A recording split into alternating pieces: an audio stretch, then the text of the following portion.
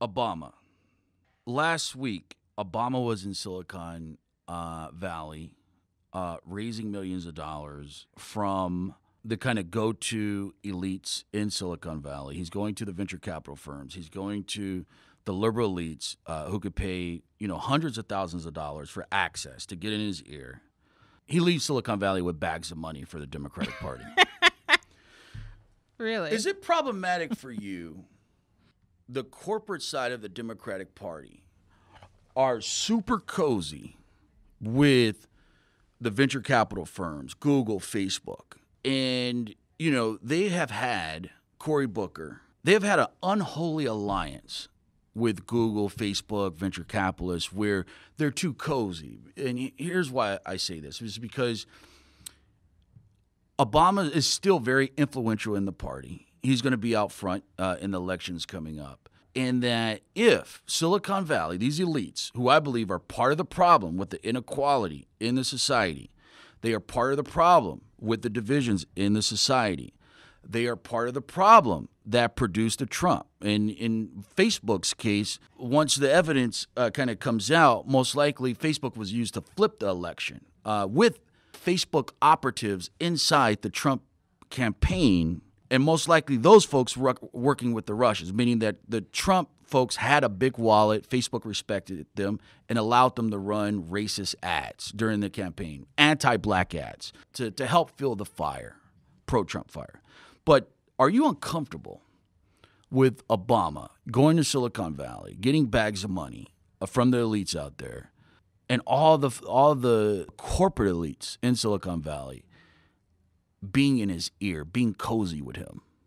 Does that make you uncomfortable? Yeah, I think anytime any industry kind of can do that, it's a problem, right? So I feel like in some ways Silicon Valley is like the new Wall Street, when Wall Street was very too influential in certain kind of ways. I think even the workforce, right? The workforce of Wall Street was problematic, and I think the workforce in Silicon Valley is problematic, right? It's just kind of shifted. In some ways, you could also argue that maybe Obama helped make Silicon Valley to be this way, right? So when he was running his campaigns in 2008 and 2007, he embraced the tech industry. He was the first to, really embrace LinkedIn and Facebook and Twitter more than any other candidate. Yeah, the co-founder of Facebook helped Obama, was running his digital media marketing. So there's been an incestuous relationship with Silicon Valley and the Obama corporate side of the Democratic Party. Yeah, I think they have a very, they scratch each other's back, and they have for years, right? So does that make you angry? I don't know if it makes me angry. It doesn't make you angry? But that's because I support Obama, generally speaking, right? So if it was another candidate that I didn't like, I'd probably be angry. But if the same party has responsibilities to regulate these beasts are very influential. Yeah. Google, Facebook, they're crushing other businesses, right? They're crushing consumer privacy. They're policing what content you see and which content you don't, which content is promoted, which content is not. For example, Twitter, a month ago, they unverified Minister Louis Farrakhan. But some folks say that, hey, why do you take his verification away based on the qualifications to get verified in terms of public figures? But other folks who have real power, like Trump, they stay verified. But, when these systems are policed, and a lot of our people sometimes are calling for the police, call the police, R. Kelly, this rapper, bring him. But when the police come out, you going in first, right? So be careful what you open up. So why does Obama get a pass on being cozy with Silicon Valley? I'm not aware of any big regulatory review, as these Amazon, Google, Facebook, as these companies are getting bigger and bigger and more influential, more concentrated, more monopolistic. As these companies are getting bigger and bigger, the Obama administration is totally silent. But Obama's in the bed with this group. So I'm thinking at the big picture, right? So we can't have the leaders having a master in terms of the white liberals in Silicon Valley, because these people are part of the problem. in terms of the inequality in society. Generally speaking, yes. So I just don't know if, like, what's the best way to have avoided that problem, right? Because In terms of like, hey, there's not a lot of places I can get the money I need to bang back against the Republican Party. So I got to get the money from these guys. I got to get the support from these guys. No, I think they're his natural supporters I feel like both of them came up together in the same time, right? So like Obama definitely leveraged the internet to get his message across more than any other candidate did. And I think that tech, at least in the way that we know it right now, came up around the same years. You know, that was like the Web 2.0 era. There was a lot of change going on. And so I don't know if we could have avoided this, because it just seems like both Obama and Silicon Valley really saw a surge around the same time. It's not as if Silicon Valley had existed for decades. But Obama, and then he helped create this problem of the market concentration, the abuse of privacy, of having these monopolistic entities and their claws over everything, and kind of having a unhealthy control over winners and losers in the economy, in society. Yeah, but I mean, you know, it's not to say that all of Silicon Valley was on his side, or that they're all Democrats, because I don't think they are. I think, you know, there's some people who are problematic, or, you know, don't necessarily see the same views as Obama would. How would you rank the point of view in terms of what did Obama miss? That with the rise of Facebook and Amazon and Google, the wealth concentration out of big tech and Silicon Valley, you know, his administration was very close to the executives at Facebook, Zuckerberg, Sheryl Sandberg, the chairman of Google. Many believe there was too close of a relationship. The Obama administration was too close to the wealthy liberals, mainly out of Silicon Valley, and that compromised the regulatory view in terms of our regulators, our politicians looking out ahead of time to better understand where is this technology and concentration going? Like, you know, how is it going to impact the country? But I feel like the country, particularly the Obama administration, was asleep. And part of that was the coziness of Silicon Valley helped me get elected. They're my friends. They're my buddies. Cory Booker, of course, is very close with a lot of the elites in Silicon Valley. But would it be fair to say that the Democratic Party has been asleep on the inequality and wealth concentration out of Silicon Valley? Well, I tell you, I mean, if I were going to critique the wealth inequality, I mean, Silicon Valley would be a part of it, but I would say that New York is leading the pack. I mean, the fact that nobody went to jail after the largest financial collapse in this nation's history. Nobody on Wall Street, not a single person, paid the penalty. In fact, the American people went to them to bail them out of the crisis that they themselves created, to me is abhorrent. And that falls at the responsibility, yes, of the president, but also of Democrats and Republicans who, in my opinion, were far too cozy with Wall Street, that they allowed the same people who ran this country's economy and frankly the global economy into the ground to get away with it, and not a single person paid a penalty for it. Now, there's a lot that needs to be regulated in Wall Street, and I have to tell you, I trust your judgment over what some of that ought to look like better than I trust my own there. But much of the inequality that has been built largely at the hands of big banks and big loopholes in the regulatory environment around huge sums of wealth being shifted in this country has happened largely because we've allowed these folks to run roughshod over the U.S. and now global economy because we've been asleep at the wheel.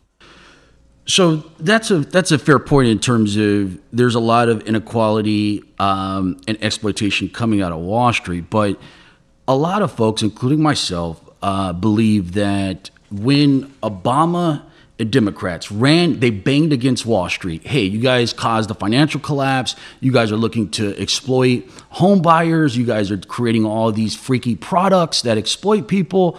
So Obama came into power where, hey, Wall Street has really got us in a mess, and this stuff has been unchecked. Yeah. But then they bailed them out. But some folks believe that, hey, Wall Street leans, of course, on the Republican side, but the greed and the exploitation was just shifted to the liberal side.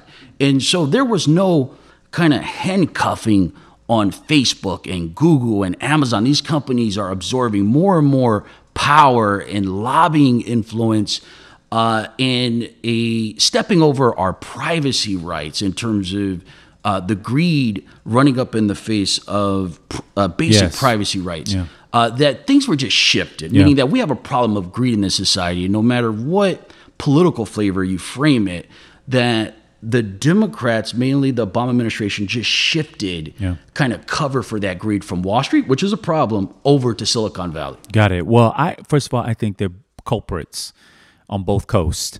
Nobody gets off the hook. We don't have to look any further than the congressional hearings to see that our lawmakers are completely inept at regulating Silicon Valley. You had a distinguished, long-serving member of the United States Senate saying to Mark Zuckerberg, "How do you offer this for free?" And now, any lay person would be smart enough to acknowledge it's not free. They're selling advertising. And God knows they're also selling data. They're selling a lot of stuff. But you've got the head regulators asking what are asinine questions in the face of such a powerful hegemon of technology.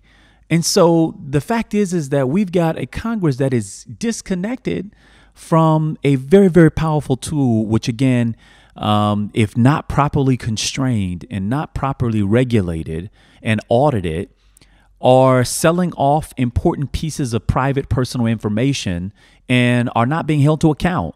And so on that, I couldn't agree with you more that we got a problem here. And I don't know that it's a partisan problem.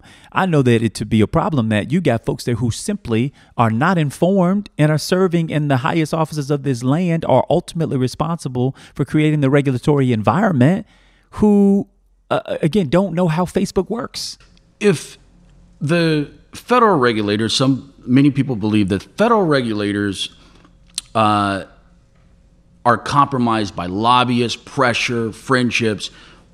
If you were to become governor of Florida, what would you think about in terms of protecting privacy rights at the state level, checking the powerful elites out of Silicon Valley who haven't been checked? What could you do at the state level? Yeah, I again am not as well versed in all of the instruments that the state has as it relates to privacy protection. It largely falls in a federal domain.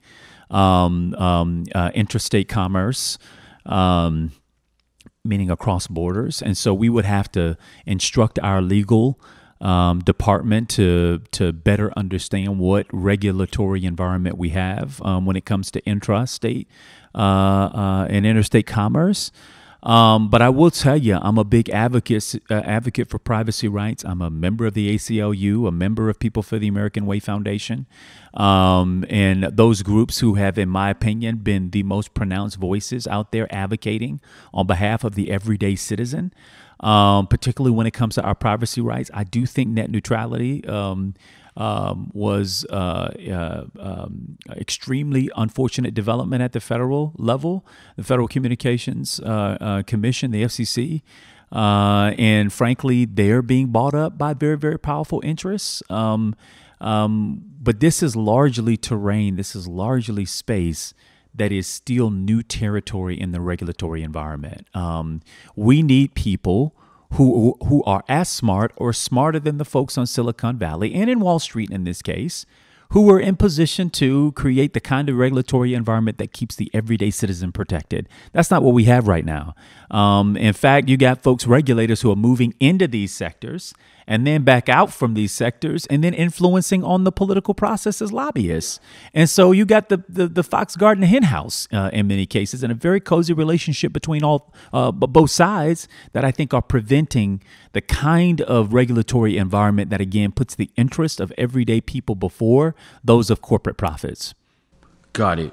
Amazon HQ2. How do you view Amazon having these cities bid with welfare packages? Amazon's market cap is approaching $1 trillion, $800 billion. But why are cities like Miami and Atlanta, why are these cities offering welfare to Amazon? Yeah, Amazon doesn't need any welfare. What Amazon needs is a commitment that if you bring your jobs into my state, we will be able to produce the talent of workforce to walk into any job that you create. That's the kind of conversation we need to be having is, can we produce the workforce to take care, to fall into the jobs that you'll bring to our communities? But this idea that Amazon or, Google, does this as well, and a couple of other, big tech and even beyond that, big hegemon companies, that the only way they're going to choose to locate in a place is how good the financial package is ludicrous. These folks don't need that. What they need is a commitment that if you locate to these places, that we can produce the workforce and that your workforce will get access to a good quality of life. But for us to take money out of the public purse to make way for these companies that are making money hand over fist, as a way to in some way induce them, the best inducement we could create is to say, if you locate your jobs here, not only will we have the workforce, but we will also invest into the kinds of quality of life investments that make it so that your employee, when you bring them here or you recruit them from here, they're not going to be looking for the next job out of here. Why? Because housing is unaffordable, because we don't have 21st century transportation options, that we got public schools that are raggedy and can't ensure that if your kids attend a public education system here in the state, that they're going to have to be pulled out of there and put into a private school. That's how we should be packaging our assets to companies like an Amazon, is to say, look, we've got you covered when it comes to a good quality lived experience if you choose to locate in our communities. But to give away the public purse, in my opinion, is short-sighted. And frankly, I don't think that's what's going to ultimately win. Do you believe the majority of Democratic voters are educated on the big tech lobbyist spin that they create jobs, where obviously if Amazon comes in, they may hire 100,000 people. The pitch for HQ2 is managers, 100K plus. But when people say that big tech creates jobs, it seems that no one factors in what the robots take away. No one factors in that when these big tech companies get more efficient, they suppress wages. The robots replace jobs, and then when most of Amazon's jobs are actually in factory sorting centers. They're low wage, at least what I've read is not great conditions at a lot of these places. So, do you believe the voter is educated in terms of these big tech companies, net, they're not really creating jobs when you factor in the automation and robots that they take away? They crush other businesses, right? And they get more efficient. Yeah, no, by and large, I think people are not as, we know that the quote unquote robots are coming, or the robots are here. You hear the automation revolution that is already underway. And I think we've got to, as a society, learn to deal with, in the public policy space at least, what we're going to do about that.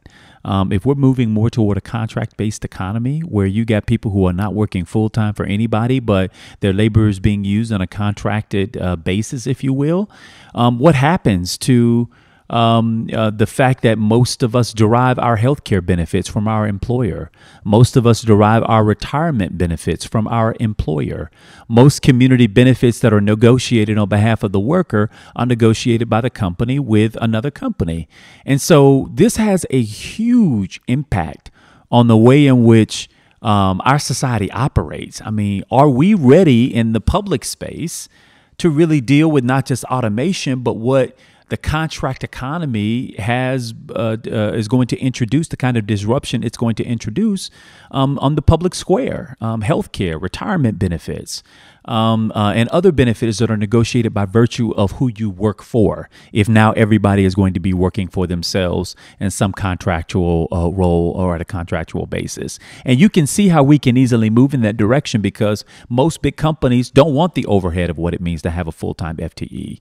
They don't want what it means to have to take care of an employee fully loaded. If they can figure out a way to have the work get done and not have to have a fully loaded salary line, they do it. And so we now have to have a public policy conversation of what that means to the rest of us.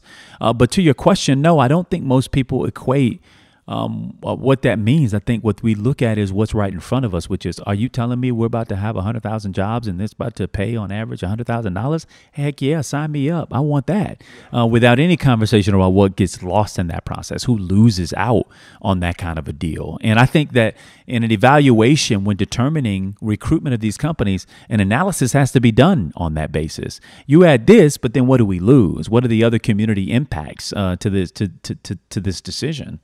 And I think that has to be taken into context for sure.